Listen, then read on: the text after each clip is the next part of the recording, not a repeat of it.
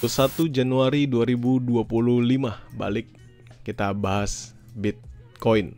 Enggak ya, kita bahasnya adalah XAUUSD. Ngomong-ngomong soal XAUUSD, ini adalah all time high terakhir. Teman-teman bisa perhatikan kapan ini all time high terbentuk. Ini all time high yang terbentuk di 30 Oktober.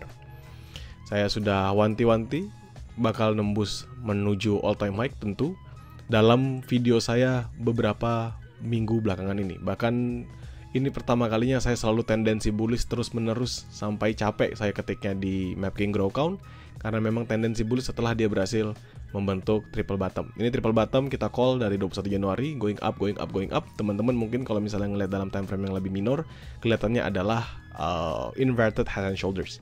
Nanti kelihatan kok di sebelah sininya. Nah, sekarang apa yang terjadi atau apa yang bisa kita perhatikan teman-teman? Strong bullish, satu candlestick. Strong, sangat amat strong, sekali lagi saya ulangin. 2790 adalah area RBS. Ya, 2790 adalah area RBS. Kenapa RBS? Sebelumnya dia resistant, di break, sekarang menjadi support. Pilihannya sekarang hanya ada dua teman-teman. Berharap dia ada candlestick momentum dropping sehingga kita bisa masuk sell position, atau kita go for buy continuation and continuation and continuation. Kenapa? Karena dalam momentum dia bergerak sangat amat signifikan, termasuk menembus new all time high-nya. The next places yang akan dijalankan adalah mencari yang namanya price discovery. Contoh gampangnya adalah ketika dia berhasil all time high di sini. Kita ambil dia all time high pertama kali. This level anggap ya. Ini dia going up, berhasil break, nanjak terus. Ini nanjak terus. Anggap di sini break pertama kali 5 Maret. Dia nanjak terus, di sini bikin base. Nanjak lagi, base lagi. Nanjak lagi sampai all time high terakhir di sini. Baru dia mulai ada droppingannya. Baru ada droppingannya. Jadi kondisi sama seperti sekarang. Hanya akan going up and up only. Kalau gampangnya teman-teman lihat, ini adalah di harga 2080-an teman-teman. Sebelum akhirnya dia break lanjut ke 2197, 2200, dia base lagi, lanjut lagi ke 2390, 2400.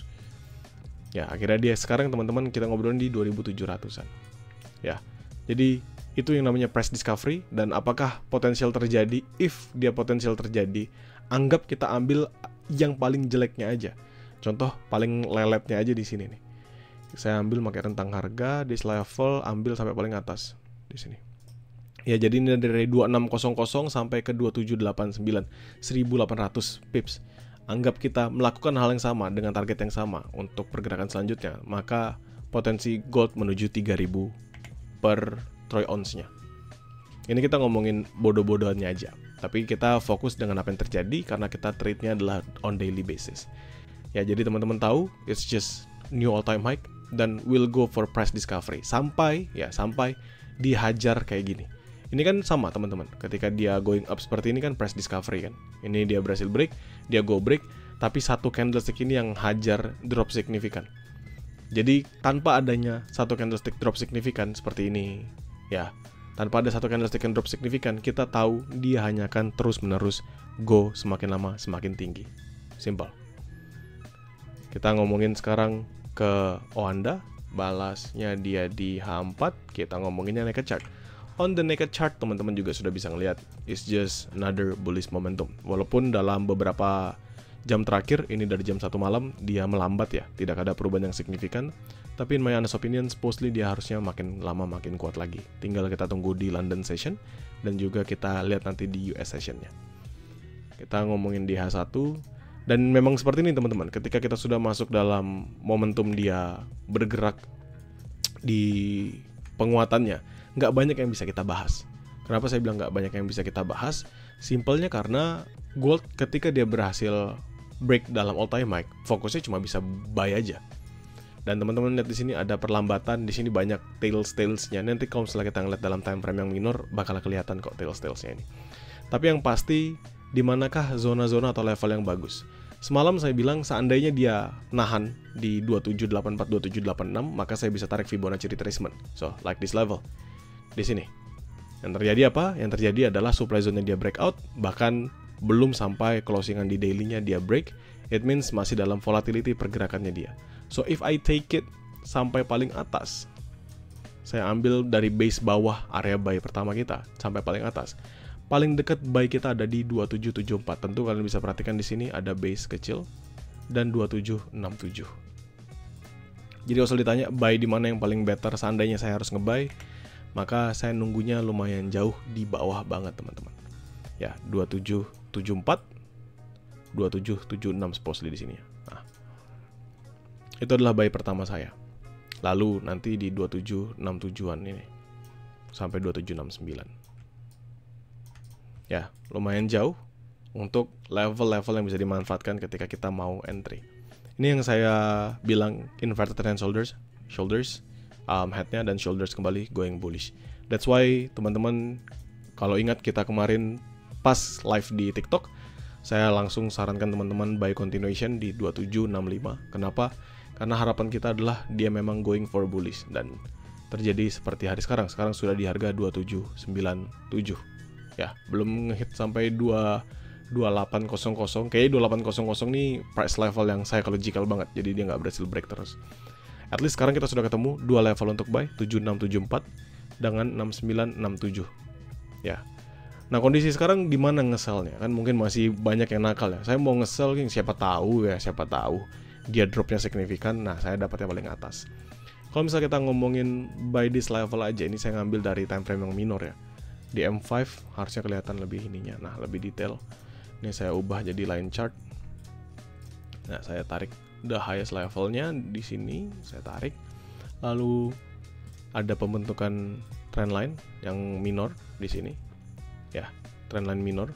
Artinya kalau dia bakal nge-retest, postly nge-retestnya di sini. Nah, untuk pembentukan barunya. Kita balikin. Saya tarik this one. 2798, base bawahnya adalah 2793. Oke. Di sini teman-teman lihat dulu. Ini adalah minor banget, minor trend dari XAUSD M5. Ya, ini XAUSD M5, kalian bisa perhatikan, anggap dari sini, tarik di sini. See?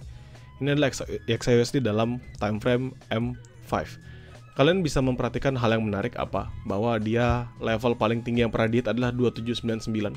Tapi always closingnya, always ya, saya bilang selalu closingannya di 2798. Artinya apa? Ya dia cuma nge-retest aja 99, artinya 98-nya strong. So kalau misalnya ditanya sama saya, di mana area sell-nya? Nggak ada teman-teman. Kalau kondisi kayak gini nggak ada, daripada kalian mati di jalan, mending gak usah nge-sell. Ya, kecuali memang nanti ada drop yang signifikan gitu. Satu drop yang signifikan, nah itu baru kita bisa mulai masuk. Kalau misalnya enggak, jangan. Ya, tapi at least 98-nya bisa dijadikan patokan dulu untuk awal. Nah, sekarang yang perlu kita perhatikan apa? Teman-teman bisa perhatikan di sini ada 93604, which is di sini base minor banget karena M5. Dan base minornya ini mampu mempertahankan pergerakan untuk tidak jatuh lebih dalam lagi. At least kalau misalnya nanti dia ngeretestnya pas di area tersebut. Check by Fibo retracement up sampai swing high-nya. Ya, itu pas di area 0.5 atau 50%-nya. Jadi totally high risk kalau kita ngomong secara Fibonacci retracement, tapi kalau kita ngomongin basically dalam pembentukan trennya, itu adalah area yang bagus. Cuman nggak akan saya abuse juga, kalaupun saya harus ngajak scalpingan, itu nanti mungkin di siang ketika kita live di TikTok. Untuk sekarang nggak ada lagi teman-teman. Menurut saya kalau misalnya 2798, 2799-nya dia break, ya 98, 99-nya dia breakout, dia hajar with a full body momentum, mending buy continuation. Ya, lebih baik nge-buy lagi aja dibanding teman-teman berharap nge-sell. Jadi kalau nanti dia berhasil break, lebih baik buy lagi.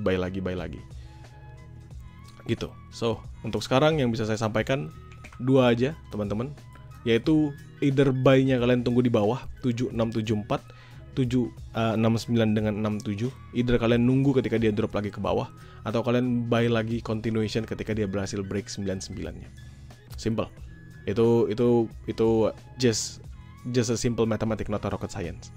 Ya, karena dalam kondisi seperti sekarang nggak ada yang bisa kita lakukan, sell pun nggak bisa, kecuali mau scalpingan itu pun nanti. Dengan buy pun harapannya adalah kalau dia nggak drop kembali, kita hanya bisa lanjut continuation.